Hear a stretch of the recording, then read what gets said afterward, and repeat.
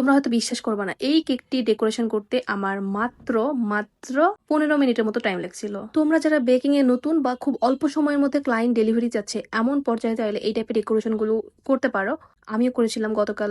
আমার একটা emergency order ছিল, সেই অর্ডারে এই ডেকোরেশনটি করছিলাম। তো প্রথমে আমি কেকটিকে কাভার করে নিয়েছি, তারপর একটা স্টার নজল নিয়েছি, মানে হচ্ছে 1M নজল যেটা, সেটা নিয়েছি। নেওয়ার পর এই তো আমি চারো সাইড দিয়ে একটা বর্ডার লাইন করে দিলাম। আর এই কালারটা যদিও ভিডিওতে খুব বেশি একটা বোঝা যাচ্ছে না, বাট কালারটা কিন্তু ছিল, বডির কালার ছিল একেবারে লাইট একটা পিচ কালার, আর হচ্ছে বর্ডারটা ছিল হোয়াইট কালার। তারপর যেটা করলাম, 124 নাম্বার যে রোজ নজল, সেই রোজ নজল দিয়ে আমি এখানে চেরি ফুল বানিয়ে নিচ্ছি। আর এই চেরি ফুল তোমরা মোটামুটি সবাই পারো, আর আমি অনেকবার বিভিন্ন টিউটোরিয়াল দিয়েছি এই চেরি ফুলে। তারপরেও যদি কারো হচ্ছে জানার আগ্রহ থাকে বা এটা টিউটোরিয়াল ভিডিও চাও, তাহলে আমার গতকালের ভিডিও দেখতে পারো। গতকালের ভিডিওতে আমি এই চেরি ফুল বানানো শিখাই দিয়েছি। যাই হোক, আমি এখানে কয়েকটা চেরি ফুল দিয়ে নিলাম এবং ইয়েলো কালার দিয়ে রেনো দিয়েছি। তারপর ক্লায়েন্ট যে লেখাটা আমাকে লিখতে বলেছিলেন সেটা হচ্ছে কেকে ঠিক মাঝখান বরাবর লিখে নিয়েছি চকলেট গানাশ দিয়ে, আর কিছু সুগার বল ছিটিয়ে দিয়ে আমার কেকটি কমপ্লিট হয়ে গেছে। তোমরা হয়তো বিশ্বাস করবে না, এই কেকটি ডেকোরেশন করতে আমার মাত্র